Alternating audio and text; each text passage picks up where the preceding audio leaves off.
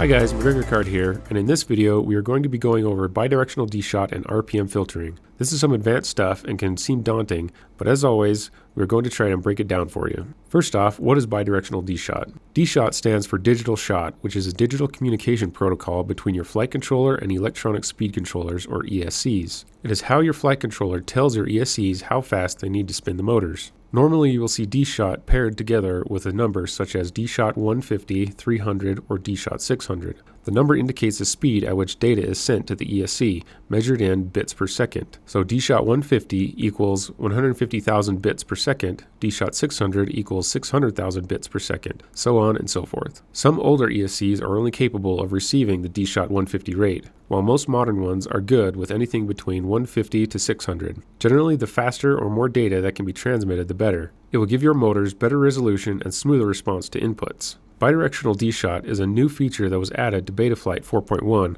that allows bidirectional communication between the flight controller and the ESCs. It allows the flight controller to read in near real time the RPM of each motor. It requires Betaflight 4.1 or above, and also requires that the ESCs be running supported firmware. That brings us to RPM filtering. With RPM filtering, the flight controller will know what RPM each motor is spinning at and can accurately and dynamically adjust the filters up or down to help eliminate a lot of the vibrational noise created by each motor. This helps greatly with prop wash handling and all-around performance of your drone, so it's highly recommended to enable bidirectional D-Shot and RPM filtering. Now in this course, one of the drones we recommend is the Emax Hawk Pro, which can support bidirectional D-Shot and RPM filtering. So let's go ahead and show you how to set this up. First off, we need to make sure that the ESC is running the latest firmware that supports bidirectional D-Shot. So we will need to download BLHeli Suite 32 Configurator to update the ESCs. To get the BLHeli 32 Suite Configurator, follow the link below. Once there, find where it says BLHeli 32 Downloads and click on the Google Drive link. You will need the file BLHeli Suite 32 32714.zip for Windows, or BLHeli Suite 32 XM Mac OS 64 1004.zip if you are running Mac OS. Download and unzip the file, then go to where you unzipped it and run the BLHeli Suite 32 program. To update to the latest ESC firmware, you will need to remove your props, plug in a battery to your drone, then plug in a USB to the flight controller. For safety, make sure you take your props off before you plug in the battery. Also, make sure you have a video transmitter antenna installed. Go ahead and plug in the battery, wait for the startup beeps to stop, then plug in the USB. In BLHeli Suite 32, hit connect, wait a few seconds,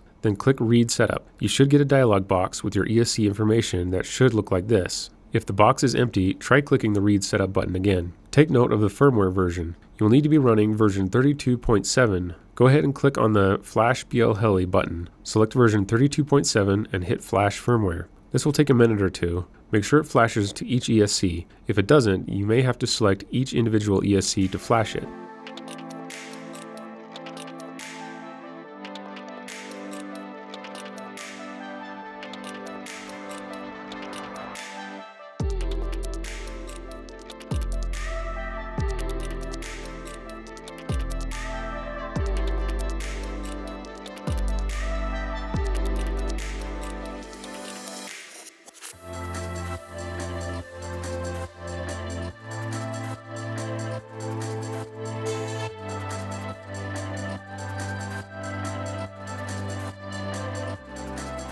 After you're done, click Disconnect and unplug the USB and the battery from your drone. Then plug the battery back in, then USB, and then click Connect and then Read Setup again so that we can confirm that all the ESCs were properly programmed with BLHeli version 32.7. If everything looks good, click Disconnect and unplug your drone. Now let's move over to Betaflight and get the RPM filtering set up. Before you start, you will need to count the number of poles or magnets on one of your motors. The ESCs report RPM data as eRPM.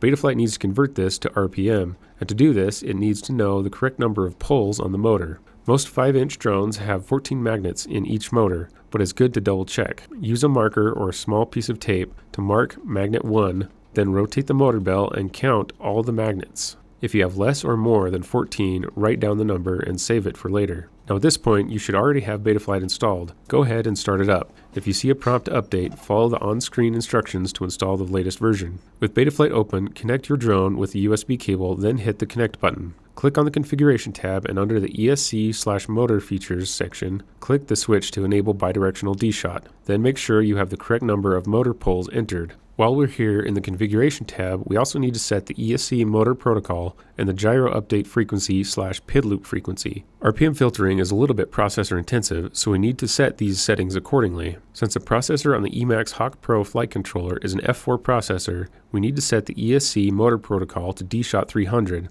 and both the gyro update frequency and the PID loop frequency to 4K. These settings will increase reliability and lessen the load on the processor. Now click Save and reboot. Click Connect again. We can verify that bidirectional D-Shot is now working over in the Motors tab. With props off, connect a battery. You will see that under each motor is a reading for RPM and errors. With no battery plugged into the drone, there will be 100% errors because there is no ESC data being sent to the flight controller. When you plug in the battery, the errors should drop down to 0%. This will indicate that bidirectional D-Shot is working properly. Now you can even make sure that the RPM data is being reported by testing the motors. First, make sure your props are off, click the switch to enable motor testing, then use the master slider to spin up the motors a little bit. You will see RPM information under each motor. Stop the motors, click the switch to disable the motors, then unplug the battery. Now go over to the PID tuning tab and click on the filter settings. Go down to the gyro RPM filter section and make sure the switch is enabled. It should be turned on by default when you enable bidirectional D-Shot. We will need to adjust a few of the filter settings now that the RPM filtering is going to be doing a lot of the filtering work. In the gyro RPM filter section,